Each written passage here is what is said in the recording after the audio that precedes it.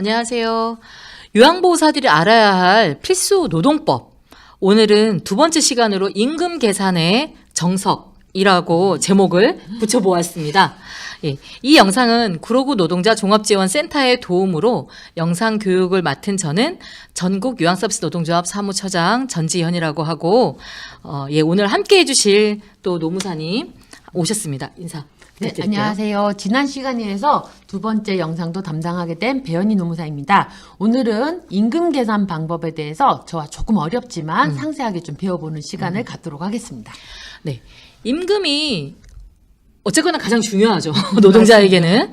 우리 요양보호사들은 거의 대부분 교대제로 근무를 하고 있거나 아니면 방문요양 형태인데 이걸 포괄임금이라고들 많이 얘기를 해요.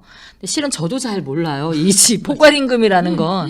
그리고 매번 기관마다 많이들 이 임금제가 포괄임금이다 보니 너무 틀려서 실은 계산되기도 어려운데, 그래서 임금 계산이 쉬운 편은 아닌데 이 포괄임금제라고 하니까 실제 저희가 임금을 제대로 받고 있는지 어쩐지 저희가 잘 몰라요. 그래서 아직 계산도 어렵고, 그래서 이번 시간엔 정말 중요한 부분이라 한번 잘 들어보셨으면 좋을 것 같습니다. 네. 그러면 지금부터 설명을 드릴 건데요. 우리 잘 알아보게서 화면을 보시면서 설명을 좀 듣도록 하겠습니다. 가장 쉬운 최저임금부터 우선 알아보겠습니다. 아시겠지만 2022년 최저임금은 9,160원입니다. 최저임금 이하로 주는 것은 최저임금법 위반으로 2년 이하의 징역 2천만 원 이하의 벌금에 해당됩니다.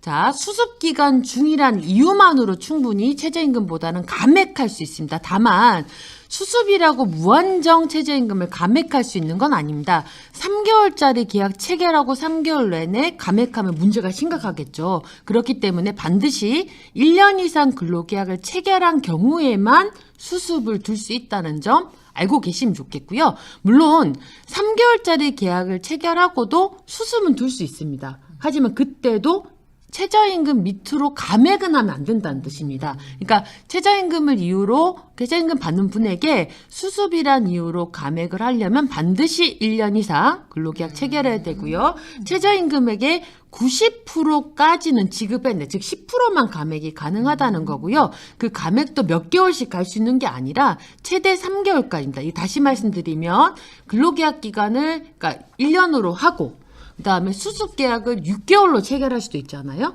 그렇다고 치면 앞에 3개월은 원급의 90%만 줘도 되지만 뒤에 3개월은 수습이라고 하더 최저임금의 100% 이렇게 지급해야지 된다는 뜻입니다.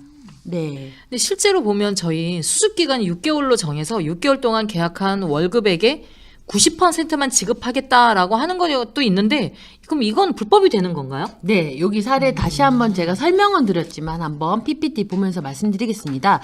시급 9,160원 딱 최저임금이죠. 수습 6개월입니다. 그죠? 수습 6개월은 체결할 수도 있다고 말씀을 드렸죠. 그러니까 요까지는 불법인지 아닌지 판단이 어렵답니다. 하지만 6개월간 최저임금 만약 90%만 지급하겠다, 10%를 내내 감액했다, 이러면 안 된다는 겁니다.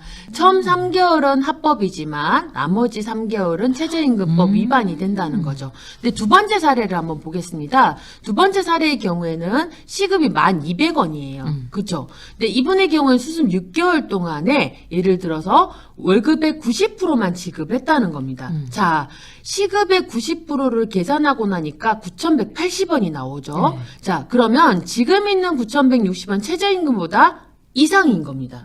그러면 최저임금 이상을 지급하고 있기 때문에 이 회사의 경우에는 수습 6개월 동안에 계속해서 임금, 약속된 임금의 90%를 지급하더라도 최저임금 위반이 안 되는 거죠.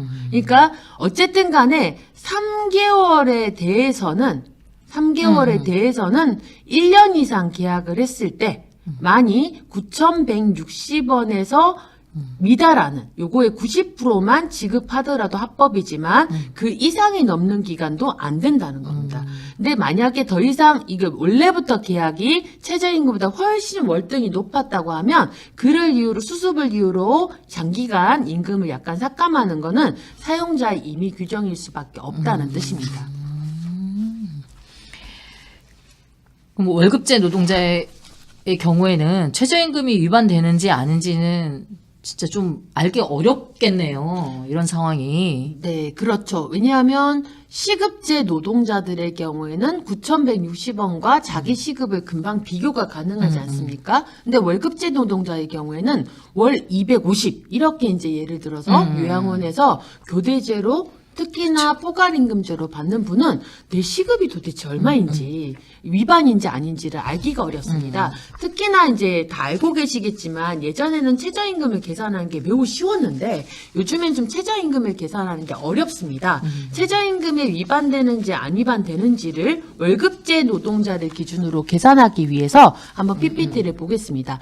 우리가 받는 월급 명세서의 모든 항목이 당연히 최저임금에 포함되는 건 아닙니다. 자, 첫 번째로는 내 월급 명세서 중에서 매월 고정적으로 지급되는 임금 항목은 최저임금 계산할 때 포함이 됩니다. 두 번째로 상여금과 복리후생비가 매달 나온다 하더라도 상여금과 복리후생비는 옛날에 아예 이거는 일정의 이제 임금과 달리 보전적 수단이었기 때문에 이것은 최저임금 포함되지 않다가 법이 개정되면서 일부를 포함하게 되었습니다. 그 밑에 표를 보시면 2021년도의 경우에는 8,720원을 한 달치 월급으로 환산하면 182만 2,480원이 되고요. 그 다음에 2022년도에는 9,160원으로 계산한 임금이 191만 4,440원이 됩니다. 2021년의 경우에는 산입하지 않는 상여금이 얼마냐 하면 100분의 15는 최저임금 계산할 때 넣지 않는 겁니다. 즉 182만 2,480원에다가 0.015를 곱하면 27만 3,372원이 되죠. 만약에 내가 그러니까 상여금으로 40만 원 받는다고 하더라도 40만 원 받는다 하더라도 요거 뺀 나머지 금액만 최저임금에 들어간다는 뜻입니다. 복리후생비의 경우에 2021년도 기준으로는 54,674원이 넘어야 됩니다. 그러니까 10만 원 최저임금을 얘가 식비를 받고 있다 할 경우에도 10만 원 다가 최저임금에 포함되는 게 아니라 54,674원을 넘는 금액만 포함이 되는 거고 2022년도에는 그 비율이 점점 줄죠. 그러니까 똑같은 금액을 받아도 그 다음에는 최저임금에 들어가는 범위가 높기 때문에 최저임금을 인상하지 않고도 그런 효과를 달성할 수 있게 된다는 뜻입니다. 자, 이것도 한번 보겠습니다. 예를 들어 볼게요. 이런 분이 있습니다. 기본급과 직책수당과 자격수당과 시간의 수당, 식대, 교통비, 전기상여금을 받죠. 자, 매달 주는 게 어떤 걸 것 같으세요? 매달. 예. 기본급, 그쵸? 직책수당, 자격수당, 시간의 수당은 좀 차이가 날 수는 있어요. 네. 그다음에 식대, 예. 교통비. 네, 시간의 수당 자체는 그러니까 이번 달에 제가 10시간을 일할 수 있고 다음 달에 12시간 일할 수 그쵸. 있고 안 할 수도 있기 때문에 네. 변동되는 금액이라고 봐서 매월 고정적으로 지급하는 임금이라고 보기 어렵습니다. 그러면 이제 매달 고정적으로 주는 게 기본급, 직책수당, 자격수당은 당연히 포함되겠죠. 그러니 요 밑에다 보시면 최저임금이 포함됩니다. 앞서 설명드렸듯이 교통비랑 식대 같은 복리후생비는 일정 비율만 포함된다고 말씀드렸고요. 전기상여금 역시 마찬가지입니다. 그죠? 일정 비율만 포함되죠. 한번 계산해 보겠습니다. 요걸 다 합친 금액 나머지 식대의 경우에는 2021년도에는 복리후생비는 100분의 3만 들어가니까 54,674원을 넘는 금액이어야 됩니다. 그게 95,326원이죠. 2022년도의 경우는 100분의 2만 포함되기 때문에 38,289원을 넘는 금액이 되기 때문에 금액이 갑자기 튀었죠. 11만 1,711원이 포함이 됩니다. 그죠? 전기상여금의 경우에는 40만 원을 받고 있는데 2021년 기준으로는 15%가 포함이 되기 때문에 27만 3,772원을 넘는 요 금액이 포함이 되는 거고요. 똑같은 계산으로 요만큼 포함됩니다. 최저임금에 포함되는 게 많아지면 내 시급이 높아지는 거잖아요.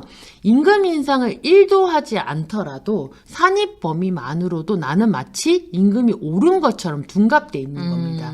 그러니 이분의 경우에는 합쳐보면 최저임금에 포함되는 금액이 195만 1,954원, 이게 2011년 기준이었는데 한 푼도 인상하지 않은 채 2022년에는 200만 원이 넘는 금액이 포함되죠. 그러니까 이분을 시급으로 나중에 환산해보면 이분은 시급이 9,339원이 나오고요. 이때는 9,809원이 나오는 겁니다. 이상하죠? 최저임금 인상이 하나도 안 됐는데 내 시급이 마치 오른 것처럼 둔갑됩니다. 여기서 한 가지 더 저 알려드리고 싶은 것은 도대체 합계는 알겠어요. 근데 여기서 시급을 어떻게 계산하는지 궁금하시지 않나요? 네, 요거를 조금 더 알려드릴까 합니다. 우리가 대한민국에서 가장 대표적으로 많이 일하는 형태가 월요일부터 금요일까지 오전 9시에 출근해서 18시까지, 저녁 6시까지 일하면 사업장에 있는 시간이 총 9시간이 됩니다. 그러면 중간에 아시겠지만 8시간 이상 일하면 1시간이 휴게 시간이니까 대략 12시부터 1시까지는 무급인 휴게 시간이 됩니다. 그럼 유급으로 인정받을 수 있는 시간이 8시간이죠. 주 5일이지 않습니까? 합쳐보면 40시간이 나옵니다. 그리고 일요일은 일하지 않더라도 유급을 인정받고 있기 때문에 8시간 추가로 인정되죠. 그러면 일주 동안에 유급으로 인정되는 시간이 총 48시간입니다. 근데 예를 들면 월급을 2월에 받으나 3월에 받으나 4월에 받으나 예를 들어 250만 원짜리 노동자다. 250만 받기로 했다 하면 이달에도 250만 원, 이달에도 250만 원, 이달에 250 받잖아요. 하지만 2월은 28일까지밖에 없고 3월은 31일까지밖에 없고 4월은 30일까지밖에 없는데 왜 똑같을까요? 이거는 월 평균적으로 임금을 지급하기 때문입니다. 어떤 달은 4주가 들어가 있고 어떤 달은 5주가 들어가 있는데 이걸 평균 내는 겁니다. 계산 방법은 365일을 1주가 7일이니까 7일 나눈 다음에 12개월 나누는 건데요. 복잡잖아요. 그렇게 하지 마시고 한 달 평균 4.34주가 있다. 요 숫자만 외워주시면 됩니다.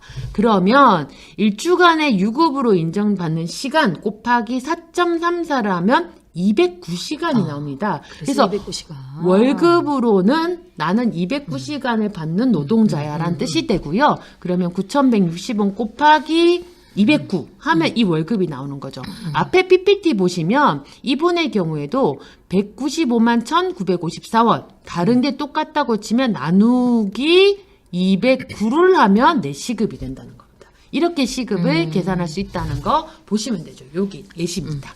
네. 조금 많이 어렵죠? 예, 우리 선생님들이 정말 이게 많이 어려우실 것 같은데 어쨌든 일하는 시간이 8시간보다 짧으면 그 시간을 이 계산식에 넣어서 주시면 되고 실은 또 오히려 초과 근무하는데 휴게 시간으로 또 많이 빠져 있어서 어떻게 보면 이 임금 계산하고는 좀 더 다르게 좀 더 세밀한 게 또 필요할 것도 같습니다. 그래도 기본적인 건 이렇게 한다는 걸 저희는 알고 있으면 될 것 같습니다. 꼭 기억해 두십시오. 예, 역시 요양보호사는 포괄임금이 문제입니다. 도대체 나의 시급이 얼마인지 쉽게 알 수가 없고 최저임금 위반 여부도 쉽게 확인하기 어렵죠. 주휴수당이나 연차수당을 시급으로 계산하는 방법을 좀 알려주시면 고맙겠습니다. 네, 이거는 또 앞에서 배웠던 계산식보다 훨씬 어려우실 겁니다. 우리 질문 봤으니까 이거에 대한 계산을 좀 해보겠습니다. 자, 최저임금이 2022년에 9,160원이죠. 우리 방문요양 선생님들의 경우에는 시급 안에 주휴가 다 포함되어서 받는다고 해요. 그러니까 일하는 시간에 따라서 조금씩 다를 수가 있거든요. 예를 한번 들어보겠습니다. 이분은 하루에 3시간씩 매칭이 되신 분이에요. 그럼 예를 들면 달의 월수에 따라 어떤 달은 20일을 일하시기도 할 거고요. 어떤 달은 22일 일하시기도 할 거고요. 어떤 달은 24일까지 일하는 달이 있습니다. 근데 이분이 3시간 일하니까 3시간 곱하기 일수를 하면 월에 일하는 시간이 60시간, 66시간, 72시간까지 나오죠. 자, 주요 수당은 어쨌든 간에 3시간 분이 나와야 되잖아요. 그러니까 3시간 곱하기 9,160원을 하면 1주치는 원래 27,480원을 받아야 됩니다. 그리고 한 달치 아까 한 달 평균 몇 주라고 했죠? 4.34주. 그렇죠. 그러니까 27,480원 네. 곱하기 4.34주. 이 4.34주 꼭 기억하셔야 됩니다. 하면 119,263원을 시급 이외에 주요수당으로 받았어야 됩니다. 근데 문제는 뭐냐면 이 60시간, 66시간, 72시간 안에 이게 녹아져 있다는 겁니다. 이게 포괄시급이죠. 그러니까 9,160원 플러스 따로 주유수당 준다고 하면 복잡지 않은데 주유를 시간으로 쪼개서 이미 요 임금 안에 들어가 있다는 거죠. 그쵸. 그러니까 어떻게 하면 되냐면 이 한 달치를 이 각각의 시간으로 나눠주면 되는 겁니다. 그러면 포괄시급으로 봤을 때 119,263원은 똑같지만 그 달에 60시간이라면 1시간당 1,988원이 들어가는 거고요. 만약에 72시간을 일하게 되면 1,656원이 들어가는 거죠. 그러면 최저임금에다가 이 각각의 시급을 더하면 20일 일하시는 분들의 경우에는 11,148원이 돼야 되고요. 그러니까 여기에 22일 일하시는 분은 1,967원, 24일 일하는 경우에 1,816원. 즉 내가 근로계약을 체결할 때 우리 기관은 주유를 포함해서 포괄시급입니다. 라고 하는 경우 최저치가 얼마죠? 1,816원이지 않습니까? 네. 이 이상으로 계약을 했어야지만 합법이 된다는 겁니다. 네, 그런 뜻입니다. 우리 특히 제가 선생님들 같은 경우 이런 이 주유수당이 계산이 좀 필요한데, 이렇게 다른 이유를 저도 이제 알게 됐네요.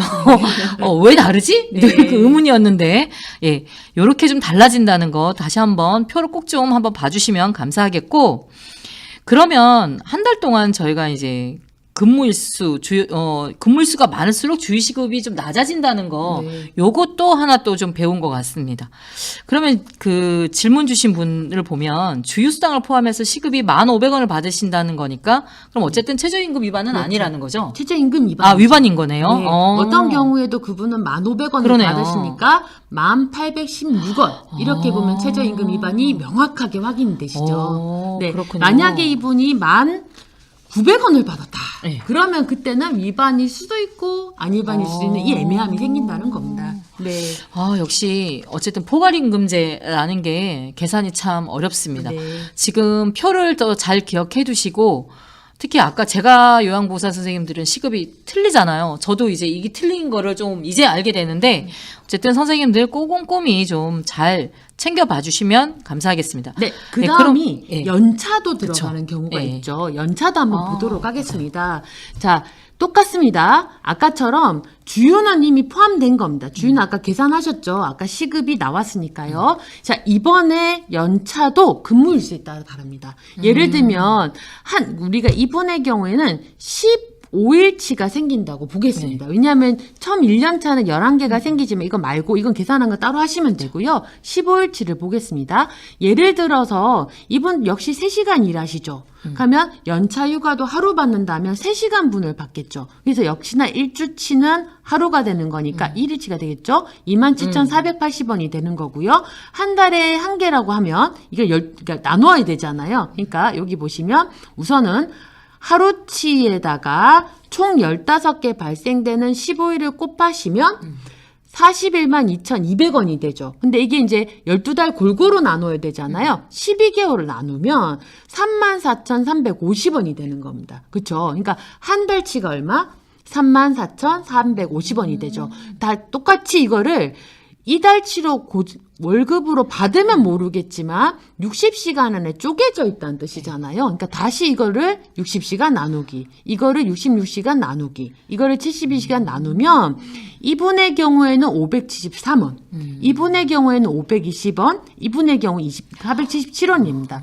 지금 방문요양 보호사 선생님들이 주로 이용하시는 사이트들이 그냥 고정적으로 520원 이렇게 선정해 놓는 네, 경우가 그쵸. 있어요. 이거 아니라는 겁니다. 아니고요. 525년은 22일 일했을 때 합법이지만 22일이라는 달이 있다. 그럼 그 이상을 받으셨어야 되는 겁니다. 그럼 앞서 계산했던 여기에 이 시급 주요 시급에다가 연차까지 포함되어 있으면 이 정도 12,346원, 12,112원, 11,918원.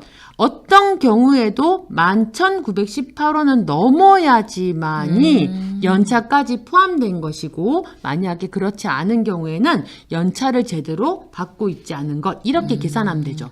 여기서 만약에 1년 차시다. 1년 차다라고 하는 게 어떻게 계산할까요? 여기다가 11일 대입해 주시면 되죠. 아, 그쵸. 그렇죠. 요 계산만 차이가 날 뿐이라는 겁니다. 조금 이해가 가셨나요? 네.